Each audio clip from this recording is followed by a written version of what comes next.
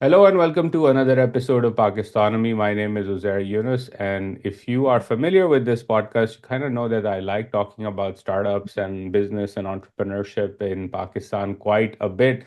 But unfortunately, it has been a while that we've covered this topic because of the priorities on foreign policy, economic issues, etc. But that doesn't mean I've forgotten about it. And good reminder of the fact that I had to go back to this topic and get a sense of what's going on was the launch of a very interesting and always an exciting report by Invest to Innovate on Pakistan's startup ecosystem. So we're going to be talking about that and trying to understand what's going on in Pakistan's startup ecosystem on the innovation front, on the investment front. What are some sectors that are driving excitement both on the entrepreneurial side but also on the investor side? So to talk to me about this, here is Sarah Munir, who is CEO at Invest to Innovate. She's a business leader with over 15 years of experience in driving impact and fueling growth.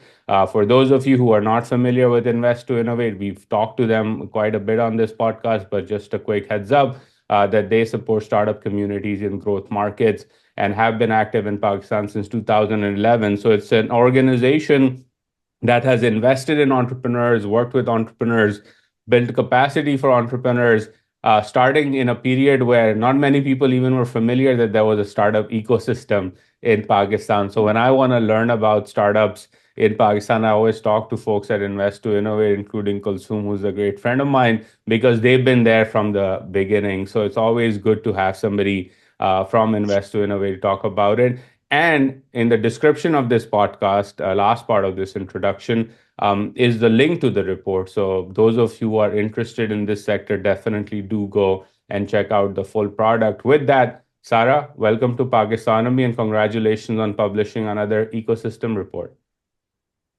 Thank you so much for having me and for that very generous introduction and also context into the work that we do.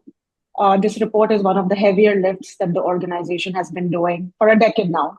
So this marks like 10 years of the ecosystem report being released. By background, I'm also a journalist. I've been one for 12 to 15 years. So for me, this holds a very special place in my heart because we were really able to go deep and wide both and not just look at things from a capital point of view or a founder lens, but also really critically look at all the different factors that feed into creating an ecosystem within any country and for this one, Pakistan in specific. Yeah, no, that's the exciting part, right? And I want to sort of begin our conversation with maybe have you share with us like what is the current state of Pakistan's startup ecosystem and what are some of the key findings for the 2024 version of the report? In particular, maybe touch on things that surprised you and your colleagues as you were doing this research. Because again, from context perspective, right, just for the audience, Pakistan, among other startup ecosystems, saw quite a spike in inflows of funding and interest at the pandemic height era, right? Because there was digitization going on, lots of interest. Zoom sort of broke that barrier of like you didn't have to be physically, you couldn't be physically anywhere. So you were okay talking to entrepreneurs in places that previously you may not have even thought about. And then we saw a decline across the world, including in Pakistan, perhaps sharper in Pakistan because of the economic crisis that also subsequently unfolded. So now we're sort of over that hurdle, right? And I would love to get your thoughts on what are the key findings and where is the ecosystem today? Right. So I'll just set the stage a little bit. This report uses the Andy research framework, which means we look at the ecosystem from a policy point of view, finance. For the first time, we also looked at culture, which was super interesting, R&D. So it it actually gives you a zoom out view on of all of the actors that have a very vital role in shaping the ecosystem.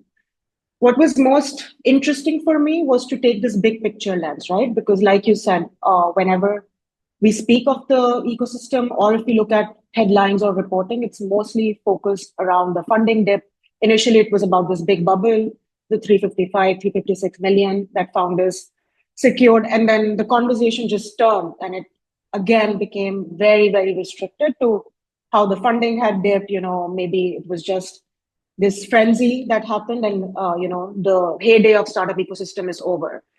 And when we took that zoom out approach, there's a very different reality that came through in terms of not just founders who have stayed, the funding that's coming in, the policy players that are very actively involved and engaging with the ecosystem now, the support ecosystem, your ESOs, your co-working spaces, which have grown exponentially and not just grown, but also become very mature in their approach. So just to put some stats out there, we had one incubator in 2005. Now we have over 100 ESOs supporting founders. So that all of that indicates ecosystem maturity.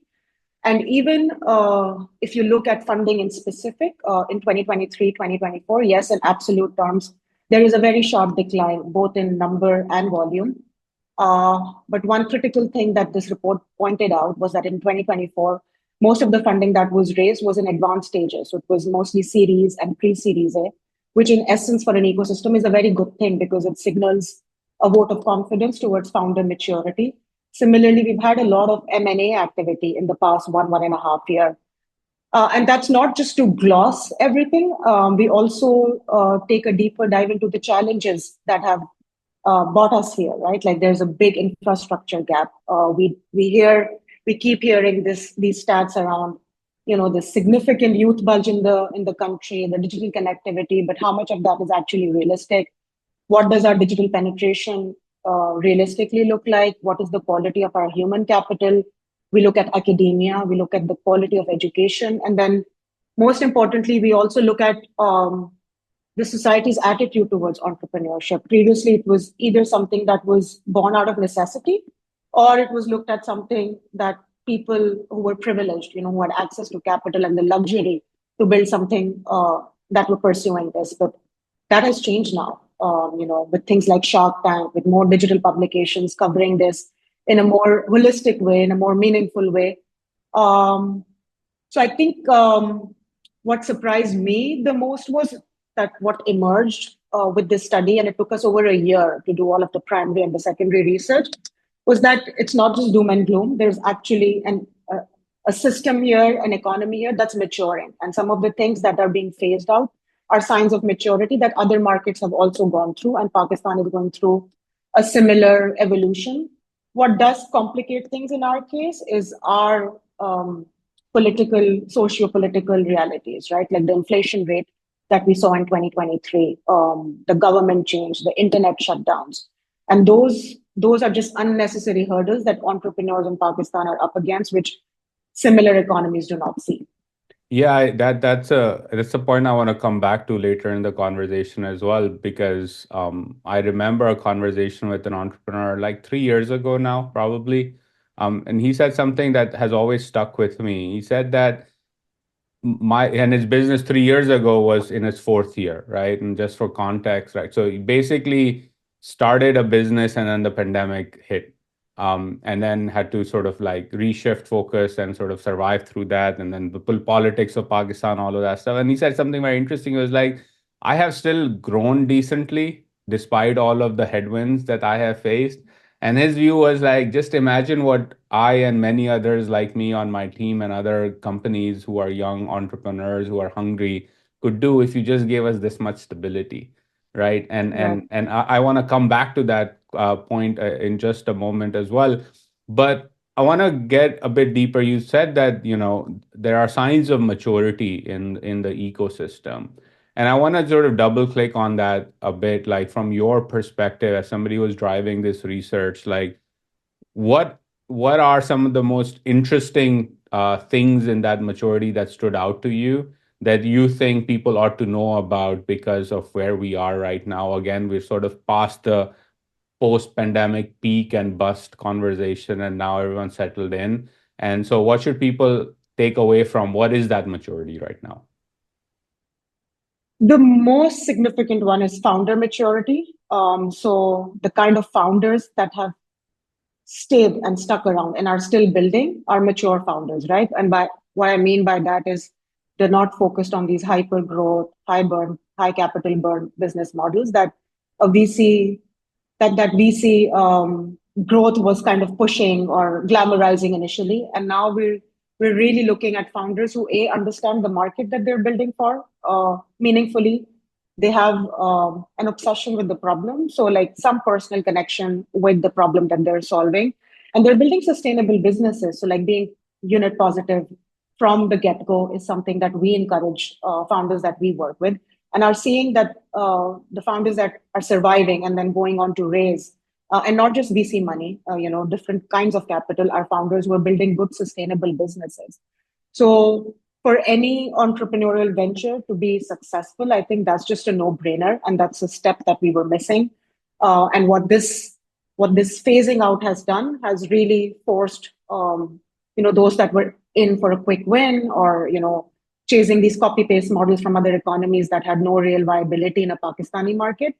Those businesses have automatically kind of uh, phased out, and the ones that are staying are solving for very Pakistani problems, like in the fintech space and the logistics space and the mobility space.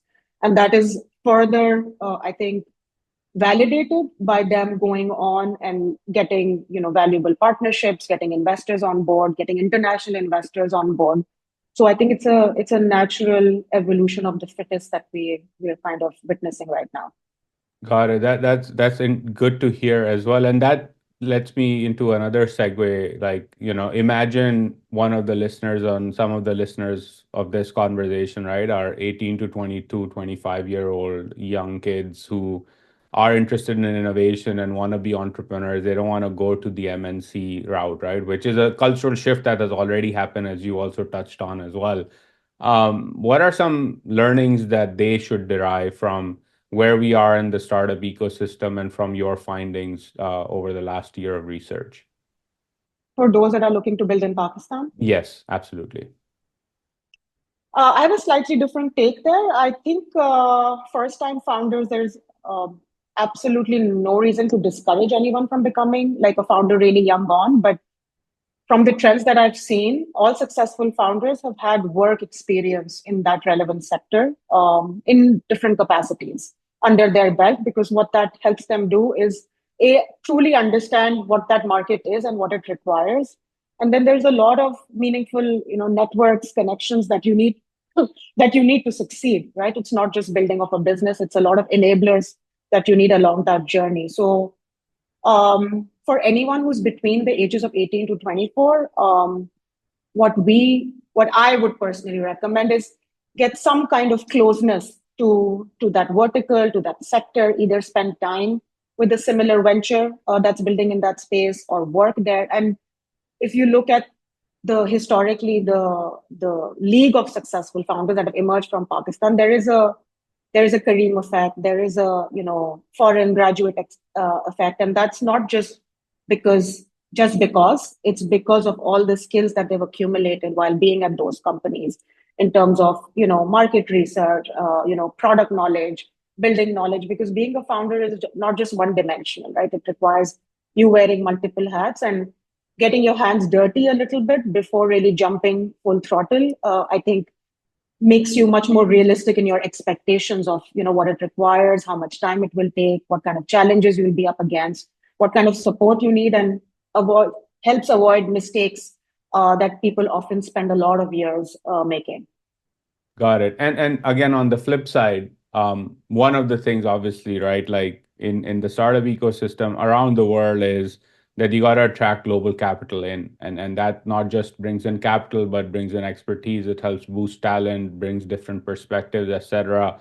What are some learnings for outside organizations that perhaps either are invested currently to an extent in Pakistan, but in particular, I want to talk about like those that may be trying to look at Pakistan, trying to understand what's going on. What should they be focused on or trying to take away from your findings in terms of saying, hey, this is a country of 250 million people. Yes, the market part is something that I don't know how you feel about it. I kind of like that it's a big market, but I think people overdo that part in terms of Yeah. getting particularly foreign organizations interested and excited about Pakistan and its innovation ecosystem. But how would you frame the learnings for them, given where Pakistan and its startup ecosystem is right now? To see, there are two things. The size of the market is not arguable. That's just a fact. It's the potential of that market that we need to be realistic about. because that's what defines the size of the opportunity. That's what defines the expectation an investor has in terms of returns. So just putting that number out there without any context kind of does a disservice, to the business model and the expectations that it sets.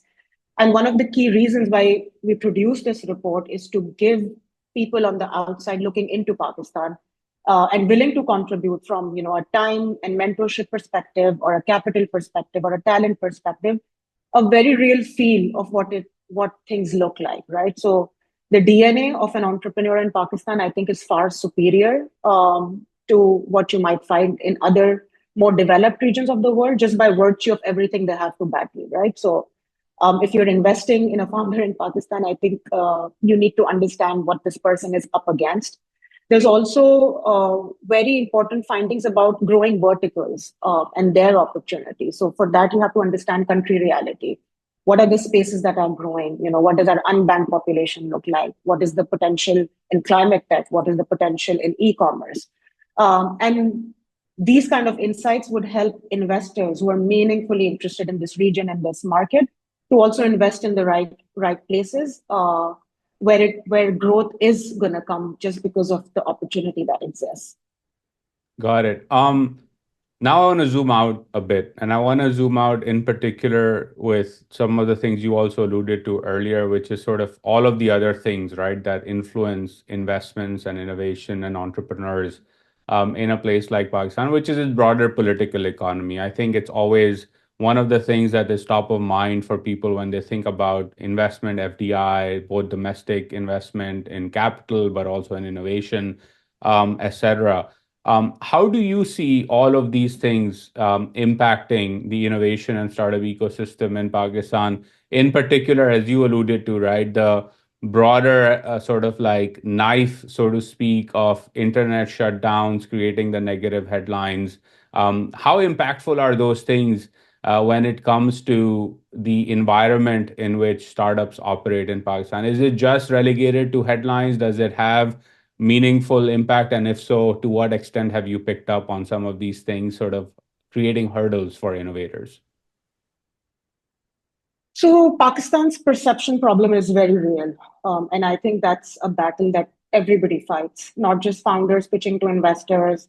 It's us pitching to donors. It's investors raising from LPs. It's everybody. They have to go that extra mile of first selling themselves, the business, the opportunity, and then also the country. And unfortunately, at the top level, which is the country, we keep failing again and again. And it happens so suddenly and so often that it becomes almost impossible to get into long-term engagements just because of that confidence is dwindling. And with the regime change, the May 9 instances, the internet shutdown that happened, it has a very real cost. So we did the math, and there was nearly $300 million lost just because of that 3-day shutdown, and that is a huge cost to bear.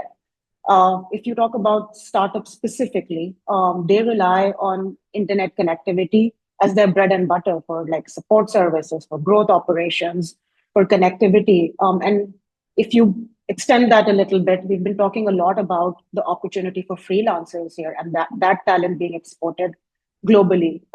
While there is huge demand and our supply in terms of quality fits the criteria, these frequent disruptions again, instantly create that barrier where everyone does like a double check on whether they really want to get in, do they want to take this risk. And the other thing is there is no clarity. These things happen. There is no clarity on how long they will last, and there's almost never any accountability for the reason behind it. So even that shutdown, it was called a security measure in some press releases. It was termed as something else in other press releases. So it puts us and founders in a very tough position because they're not able to give any meaningful mitigation plan against it because they themselves are operating in the dark. Yeah, I think I agree with that, right? And that's been sort of something I try to explain to policymakers when I engage with them as well, is that you could be saying all of the right stuff around freelancing and innovation and making progress on that, but you may do that and it may take you 8 months to climb a hurdle on that conversation. And all it takes is a shutdown on the ninth month and a couple of headlines that are confusing at best about why you did that and what the impact is. And every that 8 months worth of work that you as a policymaker or others around you in the ecosystem have done has just gone away. And now you're back to, square one and maybe square minus one because of the perception problem Pakistan already holds, right? And I hope that they begin to understand it. I don't know how you feel about this, but the one thing I've been encouraged by, at least over the last few years, is that from a talking points perspective, at least across the aisle in Islamabad, everybody likes to talk about entrepreneurship now, and freelancing and IT exports. I don't know if you think, at least from that kind of shift, maybe from a talking point perspective, can lead to some actionable change, but I don't know if you have a point of view on that. Again, I think there's two layers to that. As an outsider, I think it feels great to at least have that space in headlines, which is framed differently and looking at Pakistan from a talent point of view, from a potential point of view. But then, as an insider who operates here, it also feels very hypocritical when you go and label Pakistan as an innovation hub at all these conferences, but then meaningfully, when it comes to supporting the startups who actually warrant that title, there's very little being done. So, I mean, I mean, it's great that we're getting that coverage, but I hope that we get deeper into what that actually means, as opposed to just getting into a pavilion or just getting Yeah. that label at a conference. Yeah, no, I couldn't agree more on this point as well. I want to ask about a cultural shift that I've seen over the years. Again, like, dating myself a bit, like when I was in college and school, right? The typical path was you graduating college, you want to go work at an MNC, you want to work at a big bank. And, that was the pathway essentially that everybody talked about to a good life, so to speak, right? If you Yeah. were aspirational middle class and wanted to climb up that ladder. Over the last few years, I've seen a noticeable shift, and that shift, obviously, as to my mind, sitting outside, has accelerated. And now you have television shows like Shark Tank Pakistan, etc., Shark Tank India, even in Pakistan, a lot of people watch it on YouTube. Sort of reinforce that or add fuel to that fire of, like, you want to be an entrepreneur. And as you said, if you're young and you want to be an entrepreneur, you go work at an entrepreneurial place, even though that might be a riskier proposition as opposed to going at a PSX listed company, so to speak, right? Yeah. How do you see that shift? How much has that accelerated over the last few years?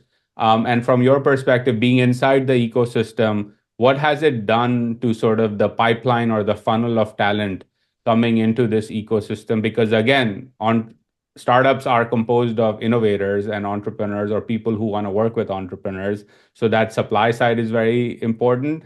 And I was curious whether I am overplaying the cultural shift or whether you also see that and live that every day.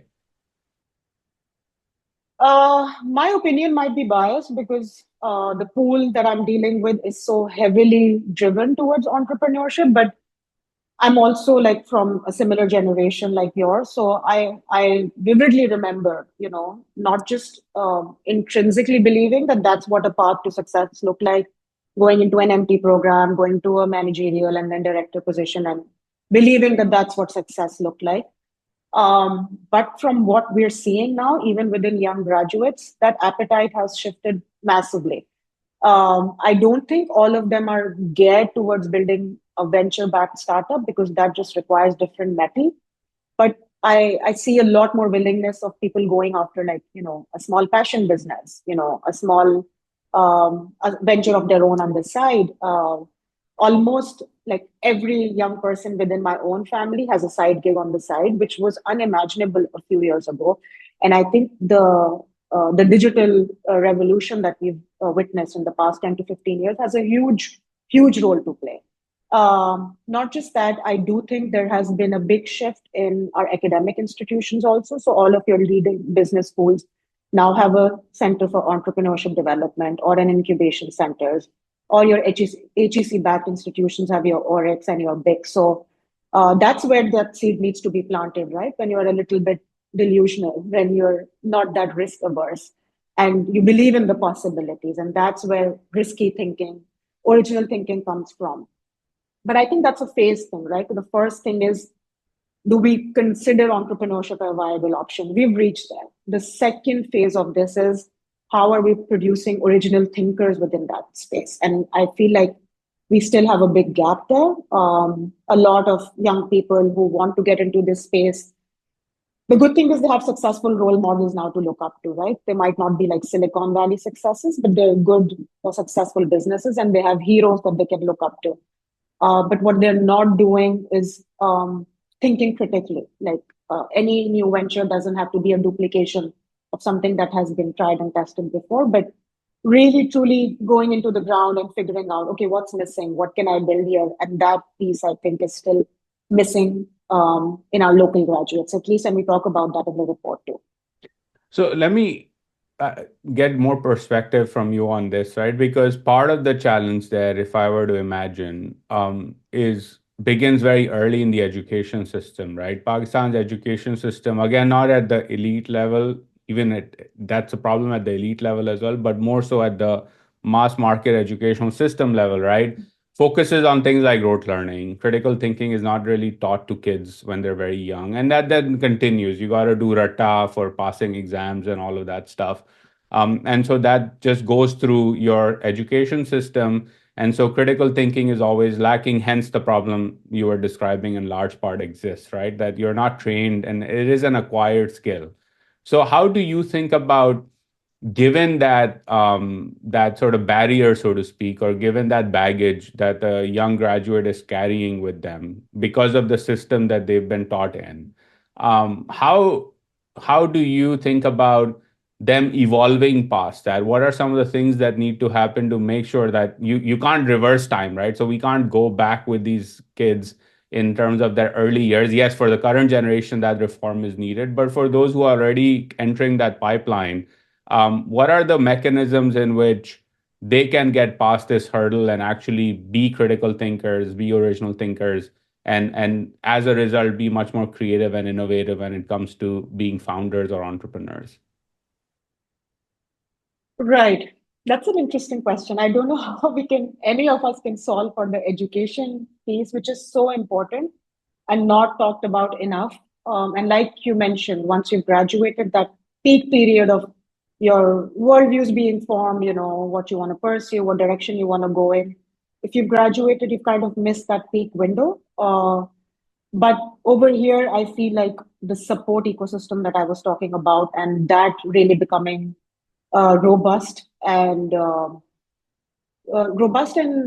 like spread out. It's not just limited to Karachi, Lahore, Islamabad, right? Like you have a national penetration of NICs now. You have local hackathons happening. You have pitch competitions happening.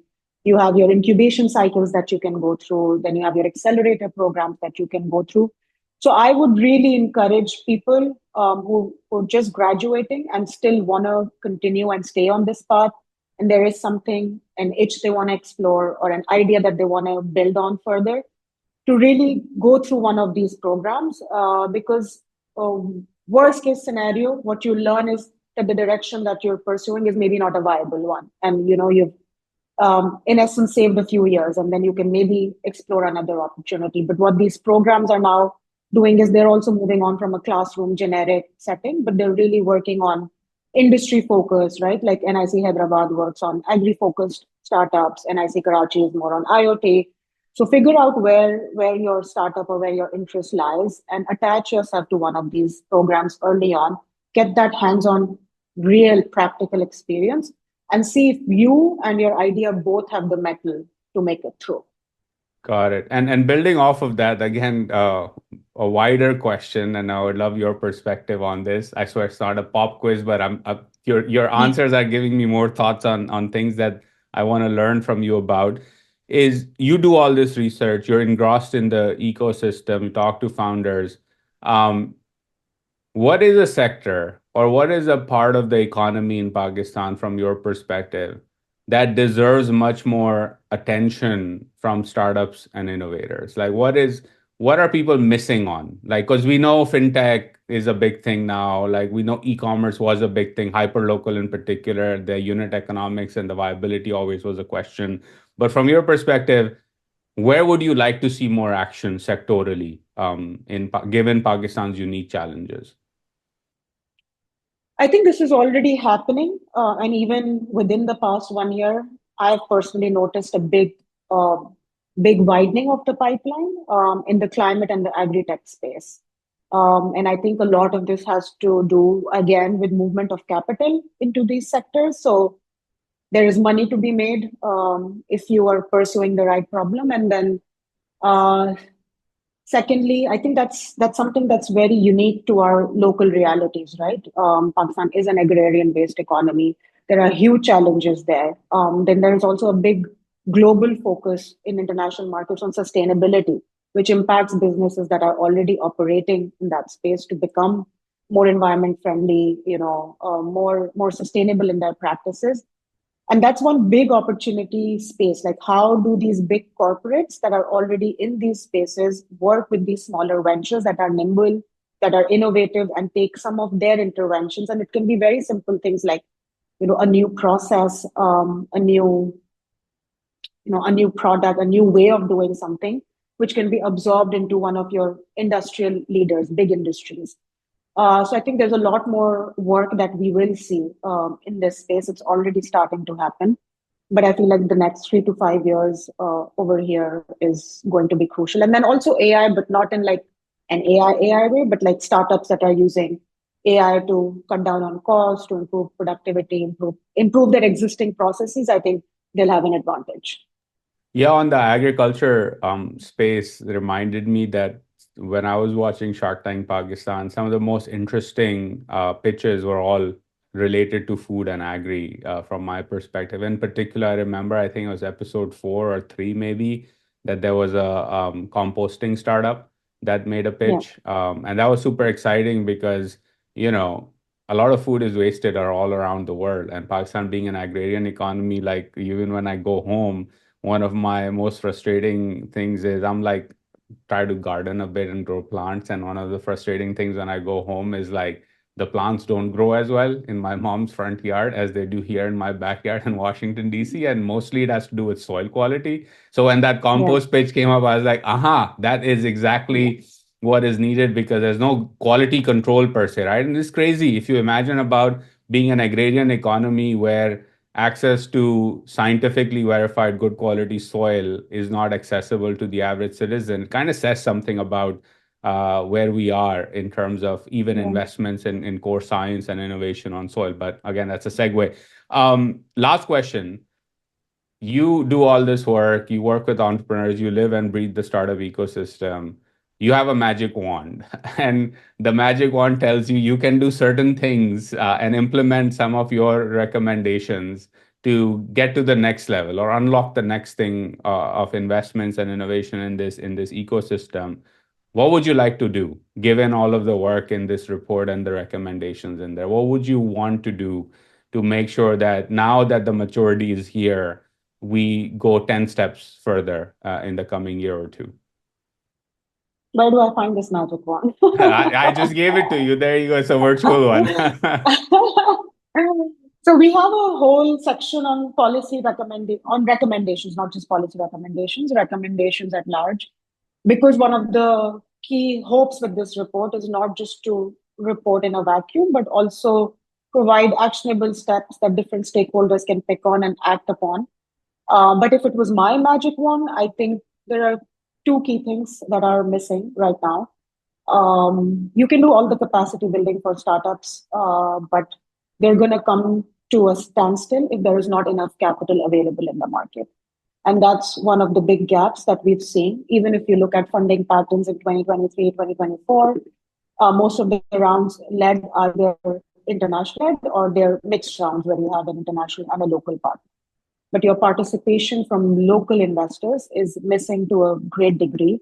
And I think that's crucial for young startups. And it could look like, with family offices coming into the field, angels organizing and contributing more meaningfully, to younger ventures. But I think that's a problem that we need to solve in-house instead of just complaining about this global VC funding decline. Because why would somebody from the outside come and put in their money where local players aren't willing to, and they're also often counting on your local leaders to do the DD, and then they're happy to do a follow on. So I think solving for that local capital creatively is one thing that I would want to fix. And at I2I, we're actually working on that. We are building our own angel vertical where we're trying to solve for data gaps that angels require, connecting them to deal flow, capacity building, technical knowledge that a lot of high net worth individuals have, but they just don't know how to get started. The second thing is I really think we need to solve the education piece. Better research, better quality graduates, especially at least in our business schools. Because even if you look at our curriculums at some of the best business schools, it's so severely outdated. You're already setting up your graduates for failure before they enter the real world. So raising the bar there. And then lastly, more participation from the public sector. So you do have entities like the State Bank, SECP that are now very forward thinking and are engaging with founders, with ecosystem players to understand what the problems are, what their role in the problem is, how they can solve it. But I still think we're just scratching the surface. And instead of having these 100 different conversations with 100 different government bodies, we need to create one window solutions for founders and businesses. Yeah, on that last piece, I couldn't agree more. And I think perhaps that might be a way to also accelerate some of the policy changes that are needed, right? Because a lot of times we keep going back and forth on, as you said, conferences or conversations and convenings where announcements are made that we're about to do this, and then 6 months go by and nothing happens. And 6 months is an eternity in the Yeah. innovation space, and you can't continue losing out over there. Last question, which I frequently, apologies to the audience, I keep forgetting, but this time I will remember. What are 2 or 3 books you would recommend to the audience? Yeah, this was a tough one. I mean, I read a lot, but like most of my reads are not entrepreneurship related. Can be any I topic. Yeah, that's the beauty of it. I don't tell people what topic, just anything that Okay. you comes to your mind. I think that there's one on the power of introverts. It's called Quiet. That book really left a mark on me because, as someone just entering this leadership space and trying to figure out my own style, and I don't classify myself as a regular extrovert. And unfortunately, those are the role models we all grew up watching Well, that welcome to leaders. the club, I would say. Always good to Yeah, meet lead. somebody who's on the other side. Yeah, I identify, I think, as an introvert. After having seen enough extroverts, I'm like, no, I'm definitely not that. So that's a good one. And anybody who's unsure about what leadership requires, wants to explore that space, would strongly recommend that. Then I always like to read the biographies of unconventional leaders. So like Shoe Dog was a really good one. How Jack Ma built Alibaba. That gave me a really different perspective on a very different part of the world because unfortunately most of the literature that we consume is written in the West, has a very different ideology and a very different work ethic embedded into it, whereas he was a very different kind of leader. And then my last favorite one, which is kind of a cliche, is Atomic Habits. While I don't believe that it's a DNA for perfection, I have found a lot of adaptable techniques like habit stacking, things that have actually worked for me. So those would be my topics. Got it. Well, I'm going to read Quiet because that's always interesting. In fact, yesterday I was having a conversation with a colleague, and somebody told them that, hey, those points you made in that meeting were amazing, and the client really loved it. And we were joking, we're like, that's because he doesn't speak that much that often. So when he does speak, there's value to be added. So we're joking because our other colleague is an extrovert, so we're picking on them a bit.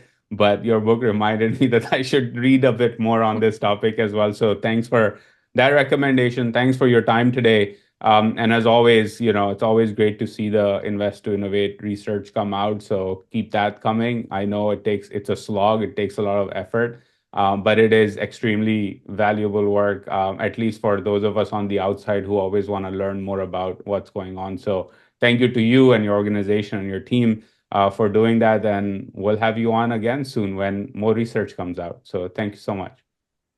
Thank you for the opportunity. Pleasure being here. Thank you.